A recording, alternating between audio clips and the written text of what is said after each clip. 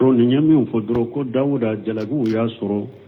tuma mi ala ya jalagi asagira mo mogo do fana be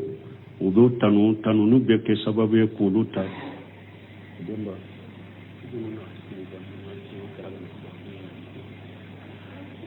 bo ko do nu mogo yu tanu buta har no qataru te sika sage ko lu nyana nu sagira o ye mamma jigide be mi fo ni yorola nabi nyama ka be ka do folo wala ka cido no nabi nyama ulute junubu bake cide nyal la seri ute qataw ke wala qataw munu nye junubu baye fana uto ke bun kasiri kataw siri buno fo wori ato Dawuda ka ko munu fulende nye uko mogo nyuma ulu ka bara juguye mogo do ka bara nyuma de mogo nyuma ube jaragi bara udola ka soro mogo to ka bara nyuma do de yoye pour kasiri beno fo tawsiri kono wala nabi nyuma utaye ode ala be ulu jalagi ko dola ka soro oye ni mogo wore yo ke abe ko mi bara nyuma de ke ha ulu be tanu ko dola ko jugudo me mogo wore ka bara nyuma udero nabi nyuma utaye ode ute junubu bakke ulu taye qataw misemanu de nu ye qataw misemanu munu fe kay fana ute sabataka ala tu sabataka o yeronin kele ala bu jela ku be sagu ko ala be yafuma ulu taye ode me ute junubu bakke ute qataw cide nyal la seli fana la mo ka qataw ye qataw misemanu de munu abe konte ulu bolo ko junubu me abe kome anto ka baranyuma ninga famu fulon no boray adamaden kera chugo kasagi kata chiyama alfadila waye fasamantade Sheikh Albani ko ni mugo ni eye chiyaye sabatira na kadela wujere yo ima sage akode to ko ta asubu ne ebe mujahabi dore no fe sawa ebe karamogo dore no fe sawa iye sawabaye ima se kasagi kasawabayinta itora itaka akoto de ko atta asubu kamogo si protengalonga ako ale Albani ko joli be na ale sagira ka bola donc hada maden ka sagi ka bo katawla wo yefasa manchade wote mogo majigide obi korotade ki dume ki sabati ki dume kataw kante bola ode lebuye nkatawra wote lebuye nte bonka katawra wo yere de lebuye kullu bani adama qattaw wa khairul qatta'ina tawabuna ci don ko hada maden be qataw akum qataw kala nyuma ye jonye munu be tubi nkatawra wote lebuye de nte bonka katawla nyaado katawle nte bola ode lebuye wala della ka fu fanan ko ne yo nafa basoro buno seminu buro aka kitabu murajawla ni hada maden ye cinyaye ire yaado yoromi katawre ka kataw bila ka cinyata nafa do bala an nafa do ye munye ika kanda ala be do faraka ika doni ala be do faraka wallazina hatadaw jadahum huda wa tahum taqwahum no seminu istimbatu keni ayala akuni aya ya iranna ni mogo minye cinyaye itumbe mina yado katawla ikandara ka cinyayinta ala be do faray ka kandala ka alnya siranya dima ki kalanya siranya jidide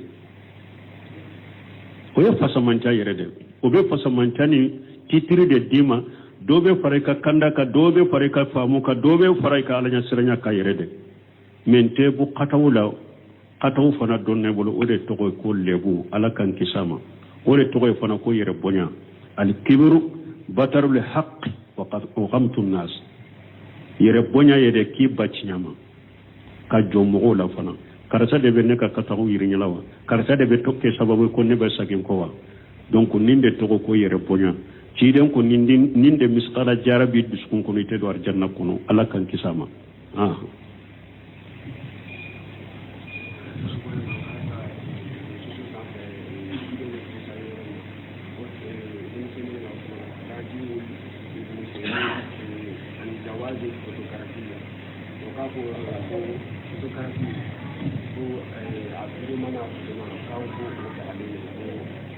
bon an la fiyan yoro la ko do ko ale tara ewa ewa telegram ko mu rejo soso ko ale tara rejo soso ka ko ale ko taraju Cheikh Ibn Semini anta harimi photographie mana la nyine munye dro do be munum bake ka photo talla daga uyere u beta dilo Useminu de ka kuma dola ko Useminu ko kamaria appareil photo munum fulen ni udu te do photo kono ko Useminu yofo me do della ka Useminu nyinen ka nuru ala darbi akonne ye photo tani appareil kumara purun ka toka ku ke souvenir ake tubi kata ala masisa sisa nka kuma menen ko fe bolo tai ka photo be jani tubi kata ala masisa nka kuma menen ko fe kati ka photo be jani ka photo ta koy ba ke souvenir ko haramu de do ni ye buno shemu ka kuma famu ako appareil photo a photo te do photo haramule la yoro minute darura ila shama ube haju ila shama buno shemu ya Allah daga ni ndoro de la mi ka konyo filme buno shemu ko haram ki to ki yere photo ta buno shemu bolo haram ka ika photo ta koy ba ke souvenir buno shemu bolo haram kimba photo ta souvenir haram mufa photo souvenir haram bumba buno shemu bolo ako aka kuma menen ko fatigi bola kata be fara akata be jani fatawa nura la darbi donc e pi hada madon ka famu ci de ka kuma ba ube buno suminu ka kuma de ne kan na gelani bambanti ate ci de ko wa kullu al musawwir fi an-nar ci de ko foto talab be tasuma kono e ar ni usuminu ka kuma nana ko ni talawo ci de wa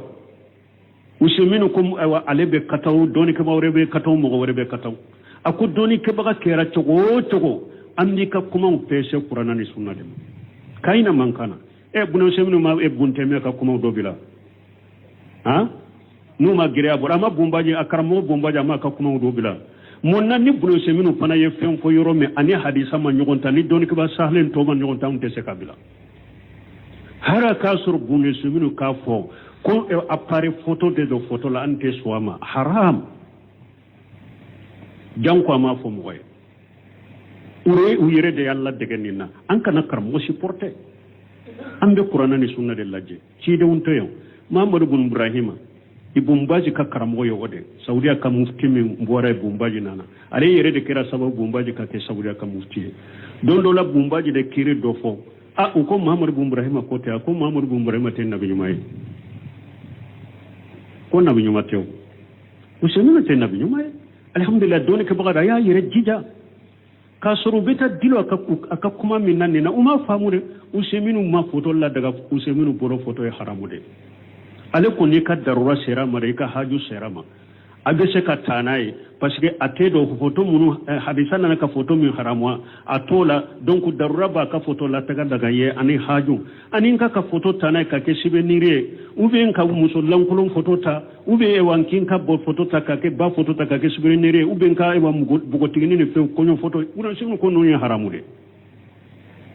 ambe min fo mo ye oyode ka soro hara ka sabati bure sunu shaw sal fawzan ko ni cidin ko inna saddan nas ajaba yawm al qiyamah al musawwirun cidin ko kullu al musawwir fi an-nar dalila juman ba e bolo ko e be appareil photo damana bo ola e de be cidin ka kuma utila yesi sa cidin nin kuma ko me ka kuma utilelente ne ka kuma tilayo ba fa ali sidra e de be sidra ko ke cidin ka kiden ko photo be ya haramu yede men kan ni yoro tilaya ka kuma matilaya an kan ni yoro bola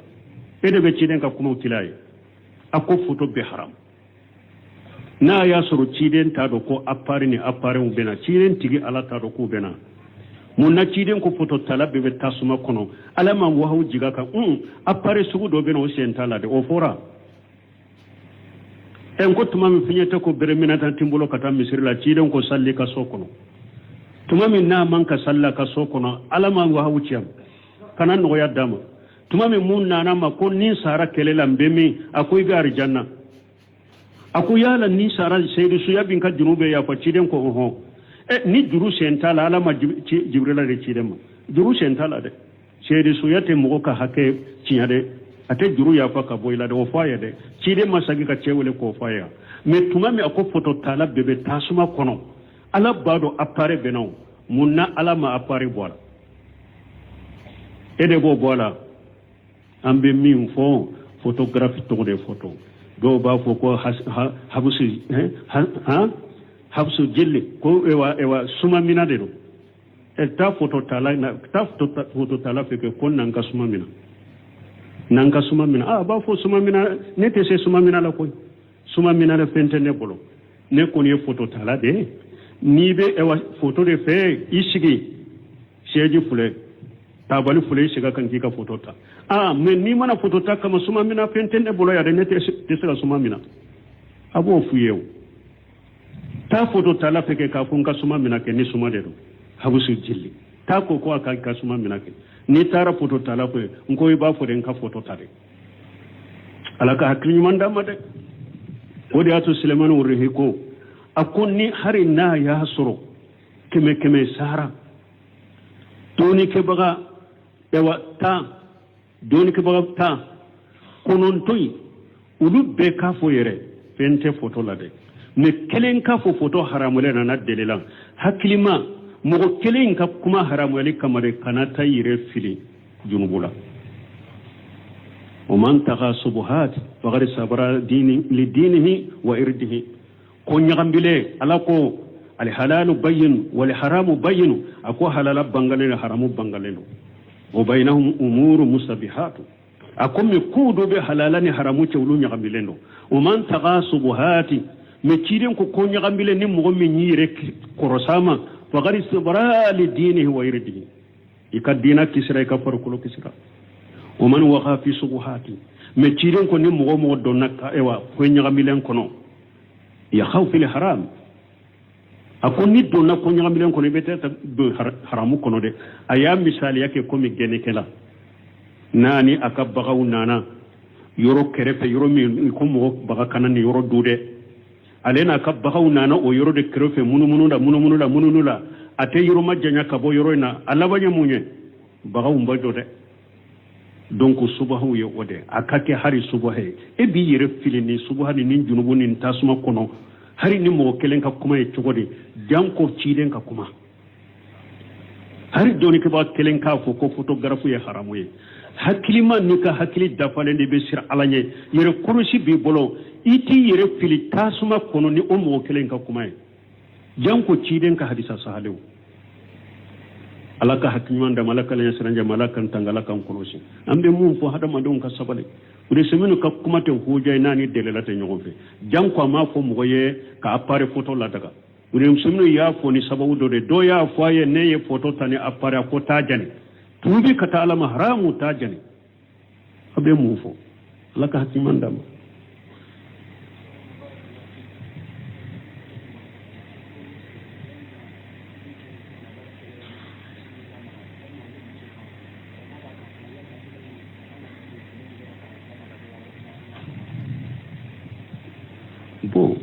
ko ambal makke do ko ni ewa musobe cebe salila tayala bi bolon ko ni lamgali minke musoba ke wa ceni musobe de yak bake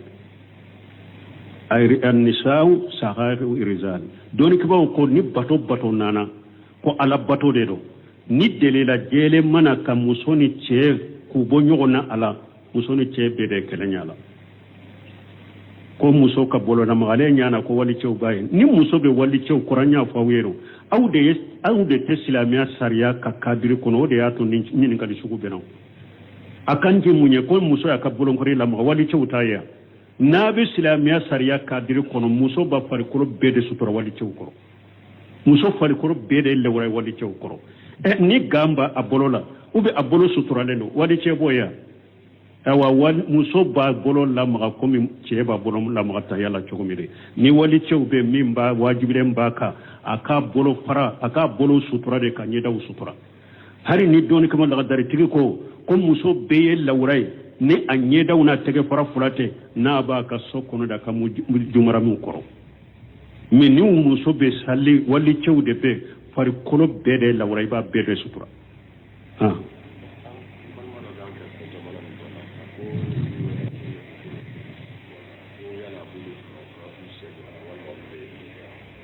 bon ko doko ko ewa uluka jamana boto de be abedde uluku shenkala wali jamana tante kumala min baka jamana anta do ne be kuma gorobali min na bote te islamiyya tayi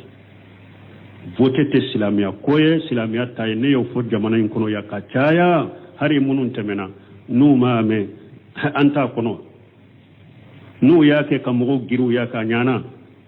vote te silamiya kono silamiya tate kafirul loi de laïcité de nananaye démocratie de nananaye ni population nye mugo min sigi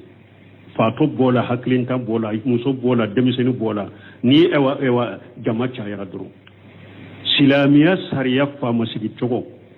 hari ni do tara fo ko ciden fatura ko silamiya fama sigi cogo ko amo fo atigi ngalon tige silamiya fama sigi cogo ni ye kitabu ta kitabu munun be kuma ninka kum bun qaymun nunun ka kitabu ani siyasatu saraiya kum bun ewa buntemiya nunun ka kitabu na nyogonaw akhira kitabu kuma na ninka silamiya nyema be sigi cogo mi silamiya jamanu nyeba be sigi cogo mi akhira kitabu kuma naka atogo folo munye minye walile ahadi mana abubakar siddiq tumami ale be fatu ayenya marialike ko umaru kashiga kofe ni masake min tumbambolo afatu to na ko ninete karasaka sigin nola silamiya masake na togoro abeshiki umaru takera ode abubakar siddiq de ko ale kofe umaru kashi kuma ma yala abubakar fatu dur umaru sigira saudo de fule saudiya de bolo o de fule saudiya no ba ko walile ahadi min be folo min be sisa maliki suleiman ala kan na janya na te droit dende be ke president fo na ya labila mo goyede o de be walil ahadi ube ni maliki suleiman yere fa e wa ni ala kan anna janya ni ako ni nete karasa de ka ke masake ko fe o de be ke masake akera sanna ko adende walil ahadi o de be kai akera sa walil ahadi do de men ni ayere ko ni nete karasa de ka ke masake na to de be kai silamiya sariya ka fama cigi cogo folo fule ni masake min dama ko aka siga kofe o be sigi kele fulana al majlis sura do beta o de misaliya wotela ni botu te kele nyade majlis sura hakili maw ahli al hal wal aqd munu nye doni ke bagaw de be la jola jamala munu famulendo kateme beka ni doni bu bolo hakili nyuma mbula u be sira alanye yere korosu bu bolo ulu be sigi ba fo de ma majlisu sura woni botu bede bala o ye kafiru lo do ma bo qur'ana ko ma bo hadisa kono o bora kafiru tade kono bede bo ke o te dilo doni ke bala o te dilo hakli mala o te dilo demisana o te demisana yala o te muso yala o te che yala bede bo ke woni majlisu sura te kala nyade majlisu sura ahli al hadd wal aqd umar yode ke tumami umaru sugura ayre yahdo ate bo ko inna ciden ye ewa mogotammi ni aye u kibariya ku be do arjanna kono hadisa kelena umaru be fatu tam wati min umaru yere sembola woro de tora woro de tumbe to ale kofe bo umaru ye kodi o woro de ma parce que abado ale kofe ciden ka seba wulu de mo pasamanto doni ke bagawdo mo famule undo hakili mawde do bo umaru ko o woro de ako ale fatulen ko fo o mo woro kata nyogo nye ulu woro dola kelenka ke nyema le ko fe sa de la ka fo ko ni aywa abe fatumata akonna ya sura aba ubeta bul jarani be nyana ma yala le ba fo de kasiga ko fe parce que ciden ko aminu hajil umma no fatura umaru nye donc woro min tora ako woro de kata sigi u kan nyogo nye nu benna minna ako adenka abdullah ibn umar nu be nyogo nye kaka ka nyana me kuma tabulo yede o woro mo sima nyogo soso woro fana be hakilna tarabbi ala usmana kakai usmana kerai donc ne nye togo ya fulana ahli al hal wal aqd jamana kono karmo ba munu be jamana kono hakilima munu be jamana kono alinya sene ba munu be jamana kono kunu dama fara nyogonka jamana aya laje aw yere yado mu'mini jamana ka nyema ya kaka ka nyema majlisu sura yende silamiya ka nyema na chugo folo fule na chugo fulana fule umaru yende ke chugo ya fulana yende atogoya sabana oye jumaye التقليب أنبا فمي كودتا الانقلاب نعم الانقلاب سلاميا سريالا مغمان كانقلابك كولي فاما كما كاكلي كفغا كبوي سلاميا سريالا إمان كاكي أتبعي كاكي من ني مغو ياكي كبا فاما من بوي أيا من بي أيا جي وبي فاما من بي أيا فغا أشغيرب اوا نيما يالا كبا مغو سناي كبا ante se ka boy silamiya sariya ba jate fama yambe to ijma kata sebo la kana tabila tabi tawno bede bennaninka al inqilab ibeke fama bani marwana abdul malik bin marwana takira ode inqilabu de alu ka fa bani umayya ka fama ya nana damina inqilabu de yana donc silamiya fa ewa silamiya ewa masake sigi togo hakili be mununa akaka sabana kanka soroye men hakili pannoka nye sabade fo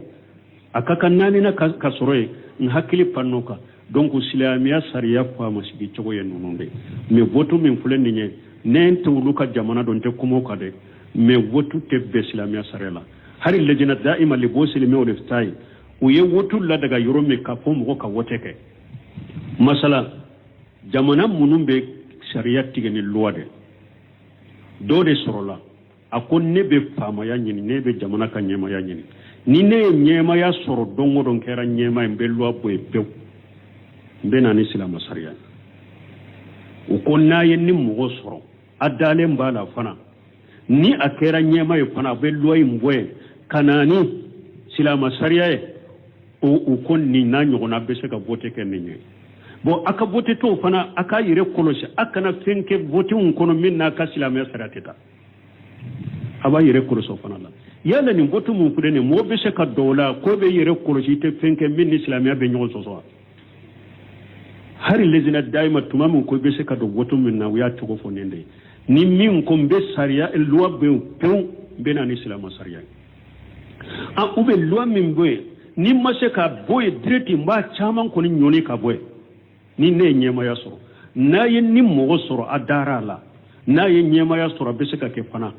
donc a be daga ka wote ni nye pour aka siga ka loi mboya kala ni islamia sharia ube aka loi nchama bi ka boy ka islamia sharia bila nola me ni ninte mo be wa candidat nyini na sigira fana aba bolo loi kele ale be no de appliquer a haramu yare ka wote ke ni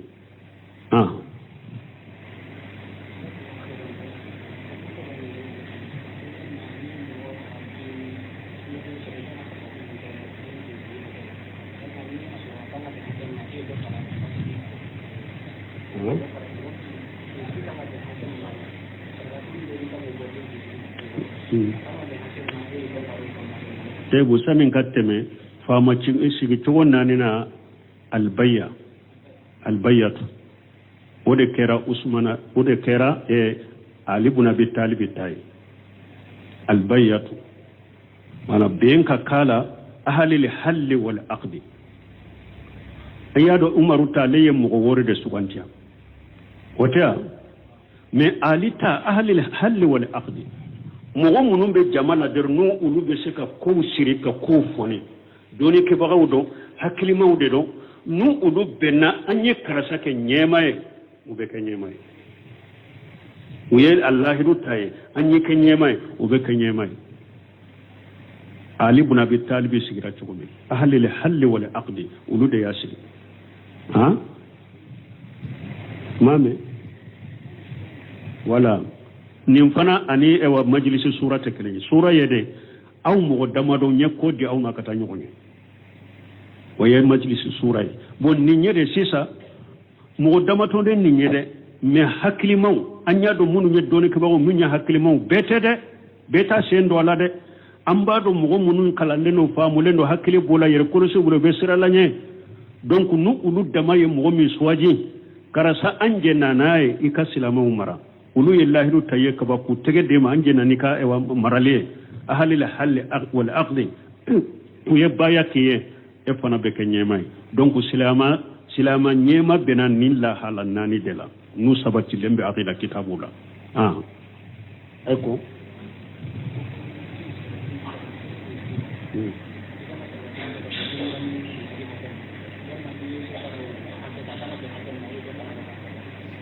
bon ko den kunsigi ni e y'a pese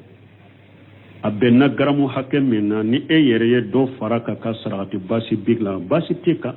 ni ye sunna in hakɛ don nin de ye sunna hakɛ mais tɔ min farala nin kan ne yɛrɛ de ye nin bɔ n yɛrɛ ye sarakati n yɛrɛ baraji ɲini basi t'a kan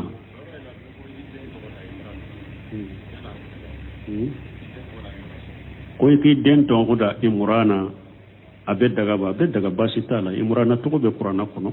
basi t'o la سبحانك اللهم ربنا بحمدك اشهد ان لا اله الا انت استغفرك واتوب اليك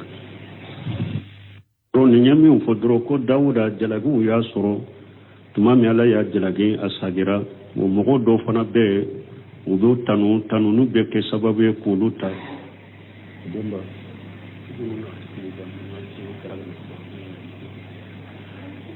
mo ko do nu mo yo tanu bu ta har no katawro te se ka sage olu nyana nu sagira o ye mamma jigide be mu fo ni yorola nabi nyuma ka be ka do folo wala ka cido nu nabi nyama olu te junubu bakke